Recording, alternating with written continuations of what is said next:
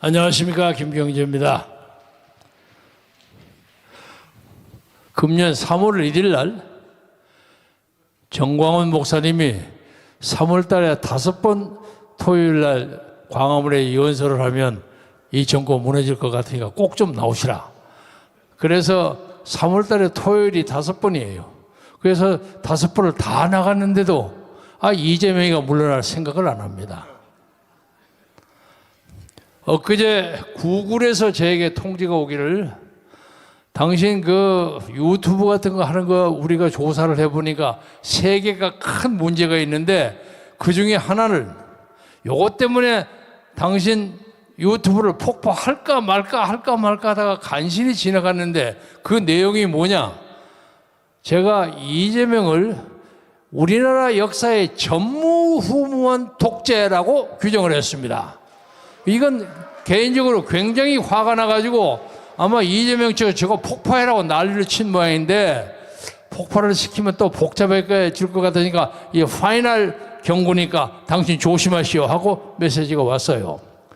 그런데 제가 그 생각을 버릴 생각이 전혀 없습니다. 여러분, 이재명이가 전무후무한 대한민국 역사의 독재라는 거 여러분 인정하시죠? 이 사람이요, 가만히 보니까 역사상 이런 사람이 없습니다. 나치의 히틀러도 이보다는 덜했어요. 아니 세상에 말이죠. 아니 이렇게 대한민국을 끌어갔다가 어디다가 박으려고 그럽니까? 그리고 지금 내란죄, 방금 이정무 장관이 말씀하신 것처럼 저는 윤석열 전 대통령이 12월 3일 날 비상계엄을 선포한 것이 좀 서툴렀다고는 생각합니다. 왜냐하면 그 시끄러운 국회에 당시에 국정감사를 했기 때문에 의원회관에 적어도 1,500명 정도 사람이 있었고 본관에 한 500명 정도가 충분히 있어, 한 2,000명이 있었어요. 그런데 그 2,000명을 어떻게 공수대 280명을 가지고 제압을 합니까? 이거 장난이야, 장난. 그래서 제가 한때 그걸 보고 이거 충암고등학교 학예회 아니냐 하고 저 비난을 한 적이 있는데 좀 서툴러 이 양반이. 그러나 그 원칙은 옳았다고 생각합니다. 그렇기 때문에 저는 이 윤석열을 내란죄로 모는 이재명과 그 패당들이야말로 이 나라의 진짜 내란 세력이라고 생각하는데 여러분 동의하십니까? 맞습니다. 지금 이 사람들이 벌이는 내란 재판이라는 것은 북한의 인민재판보다 지독한 겁니다. 우리가 이것을 좌시하면 영원히 멸망을 면치 못합니다. 엊그제 제가 서투른 성경 지식을 동원해서 여호수아가 애굽에서 자기 이스라엘 국민을 끌어가지고 가나안 복지로 몰고 오는데 가나안 복지가 지금 가자 지구입니다. 잘 안 돼. 황야를 헤매다가 그 중간에 여리고성을 찾아만 지나가는데 여리고성이 잘 무너지지가 않아요.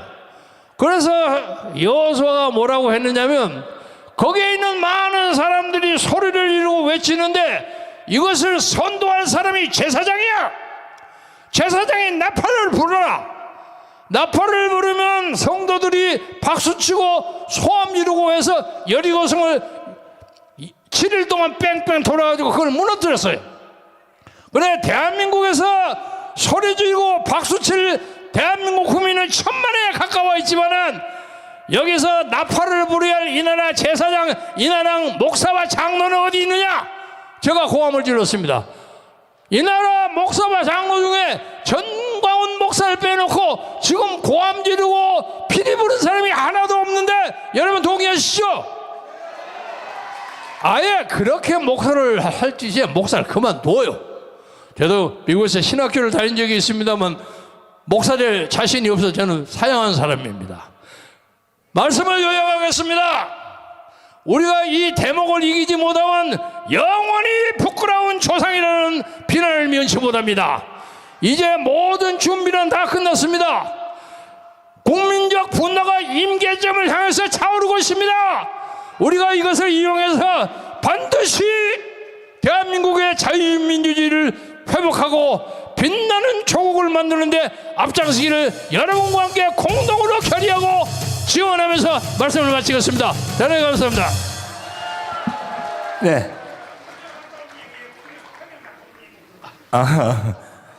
아마 평양 갔을 때 얘기가 궁금해서 그런 것 같은데 목사님이 평양 얘기를 지난번에 저에게 한번 부탁을 했는데 또 해라 하니까 다시 하겠습니다. 제가 1960년에 대학 1학년이었습니다. 4.19 때 경무대 앞에서 데모한 사람이에요. 그게 민주주의 운동을 85년을 했어요. 제 옆에서 있는 서울미대생 고순자라는 아가씨가 총 맞아 죽었어요. 지금도 4.19 묘지에 가면 제가 고순자 묘지에 가서 야 고순자 나왔다. 그리고 거기 앉아서 20, 30분 앉았다 옵니다. 어떤 사람은 그만하고 영혼 결혼식이라고 했는데 아이 그건 곤란하다 제가 사양을 하지만 제가 혁명의 동지입니다. 그런데 제가 16년에 망명을 하고 돌아와서 제가 모셨던 김대중 선생을 35년 이상 모셨습니다. 미국에서 망명하는 건 2번 전부 제가 수발을 다 했어요. 그리고 뭐 새삼스러운 얘기지만 김대중에게 가장 가까운 첫째, 둘째, 셋째 중에 하나는 꼽힙니다. 뭐 첫째라고 주장은 안 하겠습니다만은. 그래서 이 양반이 당시에 임동원 장관이 했던 통일부 장관 자리를 저에게 내정을 하면서 네 그거 갔다 오는 동안에 평양을 한번 갔다 와라. 그래서 평양을 갔는데 조건이 하나 있어요. 그거 김정은이가 저하고 동갑입니다. 김정은이를 가지고 네 말로 싸 잡아가지고 통일 문제에 대해서는 가닥을 만들고 와라. 그런데 조건이 하나 있는데 절대 나가서 김일성 동상에는 참배를 하지 말아라. 그래서 왜 그럽니까? 참배를 만약에 막 그마들이 막 활동사진으로 돌려가지고 남한테 풀면 우리 국민들이 굉장히 충격을 받을 것이다. 그러니까 적어도 그것만큼은 빠져라. 알았습니다. 그런데 순환공장에 딱 갔더니 계획서를 쫙 내놓고 7박 8박 9일 동안에 여기를 보고 사인해라는 거예요. 보니까 맨 처음에 김일성 참배가 있어요. 제가 이것은 훈령을 받기를 이것은 이번에 사양해야 한다고 해서 이번에 제가 하지 못하겠습니다. 여보 당신이 공화국에 와서 우리 지도자에게 참배를 안 하면 말이 됩니까? 아니 그러니까 기회가 잘 되면 제가 귀하의 국가의 상징의 삶에게 10번이라도 참배를 하겠습니다. 그러나 지금은 안 됩니다. 안 되면 좋습니다. 그럼 나 돌아가겠습니다. 그래서 그 다음 비행기 내가 돌아오겠습니다. 그래가지고 8박 9일 동안 굉장한 고생을 하면서 차마 저를 쫓아내지는 못하고 돌아와서 청와대에 가서 보고를 딱 하기는 선생님 김정은이한테 돈 주면 나중에 당할 것 같습니다. 왜? 아니 그 사람들이 굉장히 가난하게 살고 그들의 인민의 삶이 보통이 아닌데 아주 바닥인데 그때가 99년입니다. 1999년. 올해가 지나기 전에 김정희가 손들 것 같습니다. 그러니까 절대 돈 주지 마시고 돈을 찔끔찔끔 하다가 넘어가십시오. 아니 자네 그러면 정상회담 못하지 않는가? 정상회담 지금 1년 반 되셨는데 2년 반에 해도 되는 거 아닙니까? 이 사람은 자네 일이 아니라고 그렇게 나무 일처럼 얘기해. 나무 일이 아니라 선생님이 부메랑을 당하면 선생님이 지금까지 민주화 운동을 하는데 나름대로 공적이 찬란한데 돈 준 것 때문에 나중에 문제되면 제가 선생님을 35년간 비사한 사람이에요. 근데 저도 우습게 되니까 돈 주지 마요. 알았어. 그때 제가 현역 의원이었습니다. 저는 국회 가서 일해. 알았습니다. 돌아와서 나가면서 선생님 나중에 반드시 부메랑 맞을 테니까 후회하지 마. 후회를 해도 내가 해서 내가 돌아가. 그래서 그 후부터 그 양반이 세상을 떠날 때까지 뵙지를 못했습니다. 그래서 그 후에 박근혜 대통령 후보 시원도 하고 고달픈 정치적 역정을 가져왔지만은 적어도 제 확신은 변하지 않습니다. 그래서 앞으로 북한에 대해서 일방적인 종성을 보여주는 이재명 패거리들, 주사파들 이 사람을 없애지 않고는 대한민국 역사가 제대로 안 된다고 생각하는데 여러분 동의하시죠? 그것을 위해서 이재명 독재를 가장 빠른 시간 내에 이 역사에서 사라지기 위해서 우리가 마음과 뜻과 정성을 다해야 한다 하는 말씀으로 제 보고를 마치겠습니다. 대단히 감사합니다. 다시요.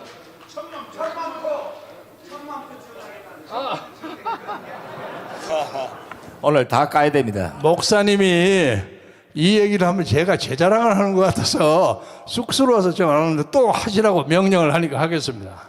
그래서 제가 돌아왔는데 그 다음에 4m가 넘는 큰 선물을 하나 보내는데